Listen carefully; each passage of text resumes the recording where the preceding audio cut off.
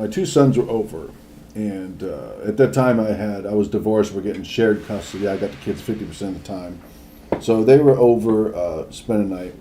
And my kids are used to seeing. I mean, it's like we've seen lots of go outside and see UFOs all the time, and so they were pretty much over it. I got a communication from the same female, as like 30-year-old female, and she said distinctly, it was Eric, come outside, we have something to show you, or it might have been Eric, come outside, we have a show for you. I don't remember exactly how it was flip-flopped, but it was that in so many words. This was on 8/14/2005, and it was about 10:15 at night. And what I'm about to tell you, what we saw, was recorded by a gentleman in South St. Petersburg. He was outside drinking beer with his friends, and he ended up getting on some videotape of this. But he's never wanted to release the video for whatever reason, and so we went outside, and I said to Jeff and Matt, we were both standing on the sidewalk, and I knew exactly where to look. It was like I'm going to call that word again, push, like it was data, like where to stand, even though she definitely did not tell me where to stand. I knew exactly where to stand, did I not? I said, stand right here, look right up there. And what went by was like 5 minutes. Yeah. Matthew, because he was younger, he was like 12 years old. His attention span was a lot less. So Jeff hung out. Jeff, I felt like deep inside he wasn't going anywhere. He knew something was going to happen. Is that what I felt like? Yeah. I mean, was I right? I liked it as a kid. I always stared at the sky. Yeah. I mean, you were fixated. I mean, if I was your age and my dad was telling me that, I wouldn't have stood there more than 30 seconds. Look up there, so. Yeah, I was telling him to look up there. I knew something was going to happen. I didn't know what was going to happen, but I had no clue. Matt, a few minutes later, he goes, Dad, his words were, I'm not going to do this anymore. I'm going inside. He turns around, starts walking toward the house, and the last thing I remember, and it happened right then, as soon as Matt walked away. Up in the sky was these white spheres. They weren't orbs. They weren't. This is nothing but white circular. I mean, I figured they were like some kind of huge crafts flipped up, trying to form a cross. It was. They turned on 1, 2, 3, 4, and then 2 on each side, and it looks like this. This is not a photograph. I'm going to get to the reason why there's no photograph of this. Jeff immediately went and did this on Photoshop, and this is what we saw. And this is the trees on both sides, and us looking up at about. We're looking up at about 25 degrees. Yeah, about 10 o'clock. Mm-hmm. And this is about 10:15 p.m. 2005, and it was bright, and it was sharp, distinct, well-defined, huge. I would say probably. You couldn't cover with your hand, pretty much. Yeah, if you held a nickel out at at hand's length, mm-hmm. That's how big these spheres. So I figured this might have been 5 miles long by a mile wide. I mean, is that even right? It looked like it was in space. It looked like it was in space. So it was pretty big if we could see it at that distance. It was probably way bigger than that. Way bigger than that. Okay, probably so like 10 miles long. Yeah, it was huge. It was just absolutely huge. I mean, I'm surprised I haven't heard other people talk about it. It was like in the outer atmosphere. It was glowing on the atmosphere. That's how big it was. It was for us. I got called out there to see it. I knew I was right there. And Matt, I yelled at Matt. Instantly, he just started turning on. I was like, Matt, get back here. You're missing it. And he's like, missing what, Dad? Where? I can't see it. And I was like, Matt, you're not going to see it looking at the numbers on the house. Meanwhile, I'm looking back up again. Turn to look at Matt again, look up. I said, get over here. Matt was like frozen. I mean, he was just like midsection frozen, would not take his eyes off the numbers on the front of the house. So I gave up on that. I don't know what was going on with him. He just would not turn around. He was just stuck. I mean, is that what he looked like? Yeah. I mean, stuck facing the house. Why would he not turn around? I think there's some kind of control over him. But here, I'm going to get to the story that comes after this, and this is going to make sense why he was not able to see this. I reached down to pick up. I had a Sony video camera, a Highline one, about $1,500. It was about 5, 6 years old, great shape. And I had a brand new Sony Mavica 5 megapixel, which cost me about $600 at the time. That's when cameras still starting to come out, and it was a lot of money. That was not even 90 days old. When I reached down to pick that up, right when I was getting ready to reach down and pick that up, there was, right next to this cross, looked like an old-fashioned, I would let Jeff describe it, but there's nothing today that really describes it. It was but like a flash cube. I've seen a flash cube. You've seen a flash cube before? Yeah, it looked like a really dark violet blue flash cube, brilliant, and it was to the left. It was right way off to the left. You think it's just farther It off? flashed the whole sky on the left side.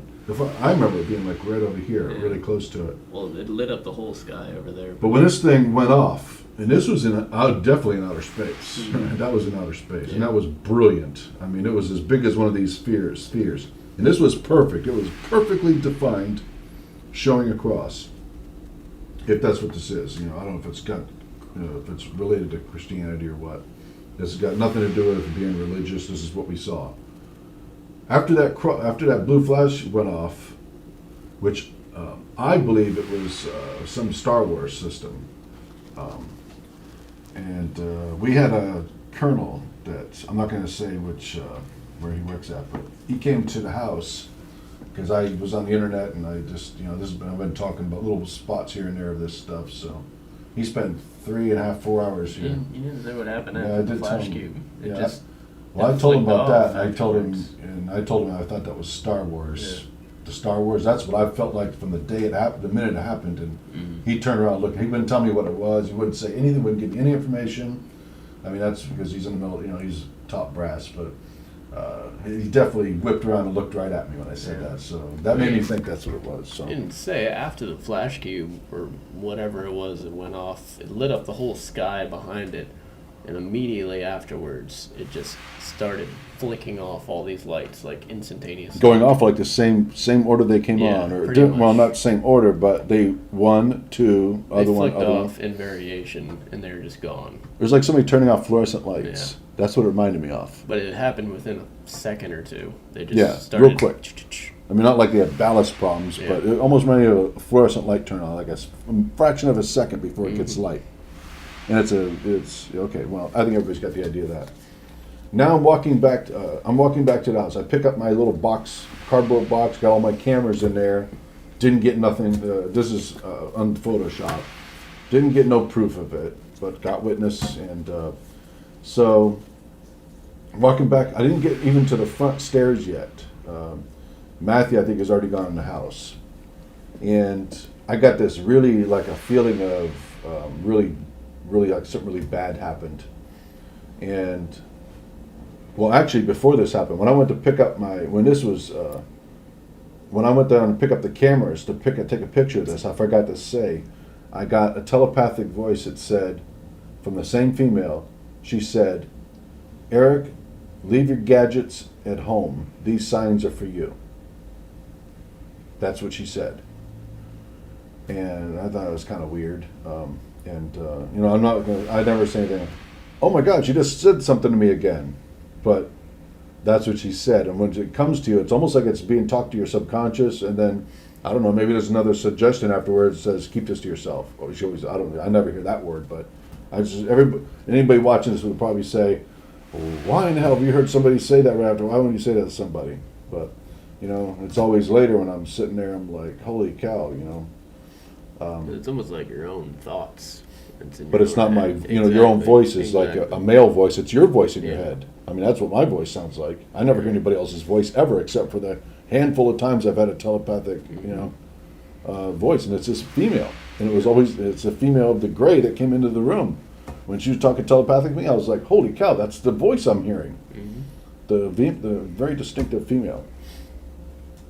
So I get to the door of the house, and I felt really bad.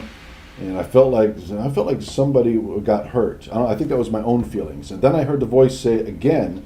She said, "Eric, nobody got harmed, but we're not going to have any further communication until this is resolved." It might be one or two words off, but that was pretty much what she said. After that point, I have not had any, we've had different experiences, but I haven't had any direct communication. There were a lot of different experiences after that, though. Oh, yeah, but Lots of them. that was the last of my really clear telepathic. I've had a handful of experiences where, Hasn't been resolved yet. I guess, hasn't been resolved yet. So I get my take is that maybe the Air Force or somebody up there took a pop shot at them. Are they lining up for us? It appeared it's pretty much right over MacDill Air Force Base. Oh yeah, this is like this is halfway between here and MacDill Air Force Base. I mean, this is almost over our property. It was 10 o'clock in the sky. It was aimed at us for us to see. It could have came from there. That was pretty much the distance. It was off to the right, and MacDill was off to the left. So where that flash cube happened, that's pretty much that same area. Yeah. Except the flash cube kind of looked like it was in space. Yeah, I believe it was a satellite or a Star Wars satellite. It looked like it was in space with it. So, but still, it's kind of. Okay, let's move on. Let's move on to the next story because we want to save some time here. This is taking days. So, let's go to the next experience. Was when we were at the cabin, and when I got in the vehicle. I remember getting the voice again. She told me to come to the Shell Mound Bridge, and that was a very short communication. And whatever she says, I mean, it's like when she tells me to do something, unless it's really rubbing against something like some friction, like what happened when she told me to come back up to the house. I mean, come back up to the property, start a fight with your wife. It's almost like it's now later in life I know how hypnotic induction. If you look up at hypnotic induction, like maybe Darren Brown, he's a good example. They have examples on there of knocking people out using those, a certain phrase. And when I heard that, that's what. Anyways, that's it wouldn't have been too hard because we were probably going to Shell Mound that night anyway. So. No, I don't think we were. We were out driving in the vehicle, and well, we were looking for a good place to see stars, but we it was. But it always seems that way. But the voice, when the voice comes over, it's almost like, okay, here's the voice here, and it's don't share. You know what it is? It might be an embedded hypnotic suggestion from probably 30 years ago that whenever you get a telepathic communication, don't talk about to anybody, don't say anything to anybody. It's for you. That's what I'm thinking, and it's not. I don't remember, but maybe it's embedded in my. Just like a lot of people say about mind control with the government, and like trigger words. Makes you do something that's pre-programmed. I'm not saying that's what it is, but that's what somebody else can draw a conclusion. I'm still drawing conclusions after all these years.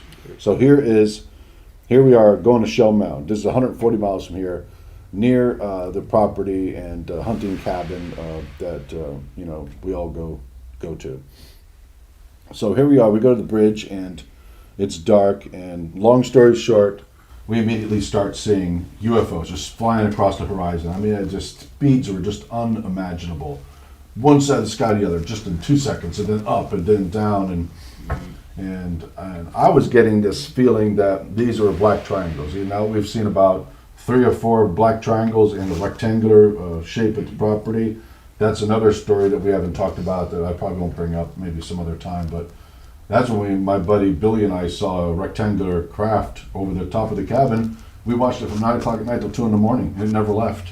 But we never did anything. I never took one of my lasers and shined it at or provoked it or tried to take a picture of it. And it was just too dark. But you could see the outline was right over the cabin. But there's strange instances like that where, why wouldn't we do so? Why did we just go to bed? This is strange. But anyways, go ahead. The one on the bridge that was really caught our eye. You got that on film with an old one, and it was like multicolored, and it wasn't shooting across the sky. It was stationary for a while, but it was constantly moving different directions back, and then it started coming towards us, and then my brother, he started freaking out. He was 12 at the time, and then he started freaking out about it because this ball of light was coming at us, all different rainbow colors. My dad's filming it while my brother's freaking out, and I may because my brother was freaking out, but then it started taking off in the other direction again. It never came. But. Well, here's the way I remember it was we all that saw UFOs. Actually, this Shell Mound event happened before the cross because my video camera was still working. I think it was. Going back to the cross in the front yard, that night I went to turn on my video camera and my camera, and both of them were not working. I changed the batteries out, did everything. Neither one would power up. And I'm like, what the? I tried charging them. That night I got a message from her. Here's another telepathic. I forgot to tell this in the last story. She said, don't worry, Eric, we'll make it up to you. As far as they broke my cameras. They did not want that cross documented by us. The only thing that exists is Jeff's Photoshop that he did right away. You can't see the trees on there. But absolutely, I had $1,600 worth of equipment broken, and I sold them both on eBay, and even back then on eBay, a month later, I wrote on eBay, if whoever buys these, I like new cameras for junk, I sold them both for $30 each. Yeah, and I wrote on there, if you ever find out what's wrong with it, let me know, because I was filming an unidentified flying object. And okay, so going back to Shell Mound, Matt was flipping out. I got the push feeling like, okay, we're going to come and meet, and the craft is going to land on the little cul-de-sac right to our right. And it was a huge black triangle. It was an image that was put in my mind. And then Matt, I said, and then all of a sudden the craft, the biggest one, was coming at us so fast. I mean, if you ever see a police car coming at you at 100 miles an hour on a two-lane road, it looks like it was floating, and it looks like it's got a tint to it. It's coming, and that's when I said, okay, guys, they're going to come over there, and they're going to hover right over the beach, right here, the cul-de-sac. Matt started. He was sitting on his rear end on the deck and he started kicking his feet and said, "Dad, tell them I don't want them to come. We don't want them to come." And I could see it. He was anxiety. I mean, Matt's a little bit different personality than Jeff. He doesn't take this stuff back then too well. Now he's fine with it, but he was causing a lot of problems. So the craft stopped, and when it stopped, I thought to myself, oh my God, I got my video camera. All this time to me, I had my video camera. Back then I was not really into really trying to document it. I grabbed the video camera, got it up, and the thing, when it was stopped, it was changing all these colors. Yeah, like rainbow oscillating. Yeah, it looked like a kaleidoscope thing. So I'm zooming in. I got that on videotape. I had the videotape. I found it finally downstairs.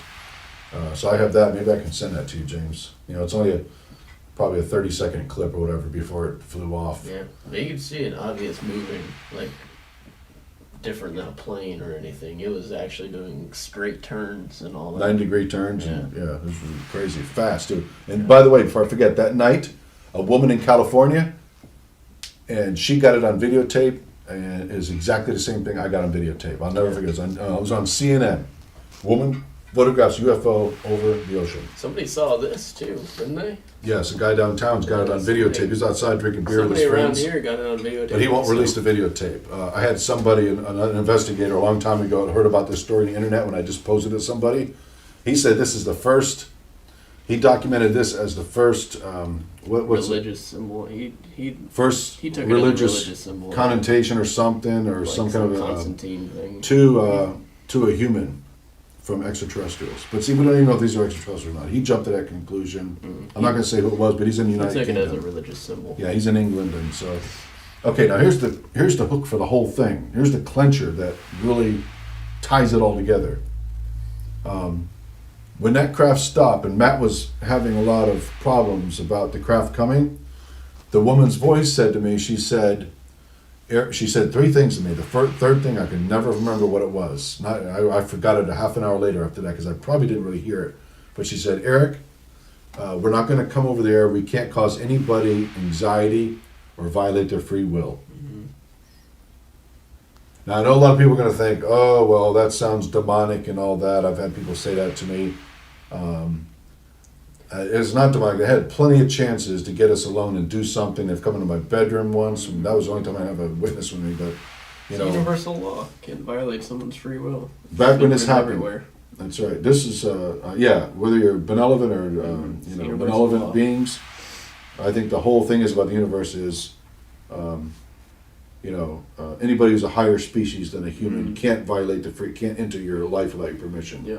Whether it's demonic or somebody who's that's my theory on it. I'm sure a lot of people think that too if they study this stuff long enough.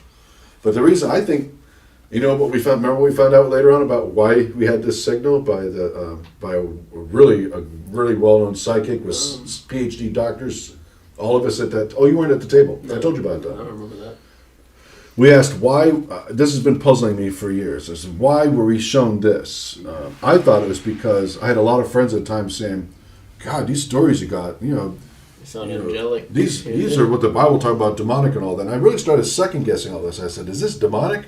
And I think that they chose this to show it to us because it's a religious symbol that we're familiar with.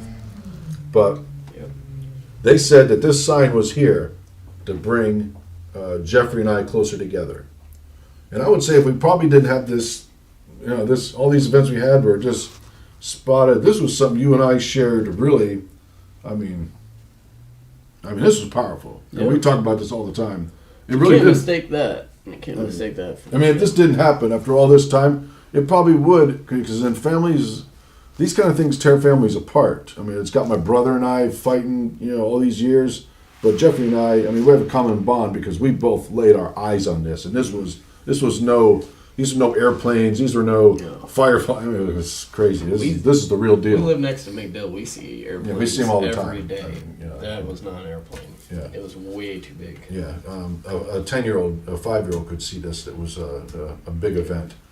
But that's what we got from a psychic, and I got that actually on video. I got a 100-pound oak table levitating off the floor, and that thing was moving around the floor, and whoever on the other side was being directed with the information that knew about this, and that table went right into my stomach as an indicator of yes. And that's when I knew that this was this was done as a big an attempt. These beings are they evidently monitor everything. That's what I think.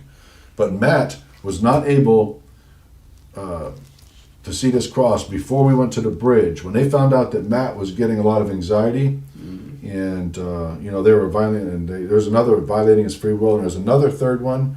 I don't think I'll ever remember what it was, but it was very similar to matches up to 3.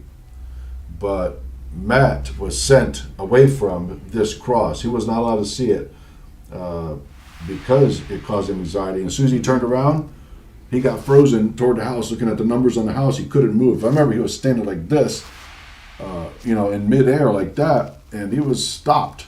And no matter what I said about how much I screamed at him, "Get back here and see this," they just made sure he couldn't see it. So those are the 2 stories that I wanted to add to it. And that concludes. I don't think I've had any more. That's a handful of telepathic, clear-cut communications that tie a lot of this together. And there's, it doesn't. It's not all the things that we've seen, but those are a lot of the major ones. So.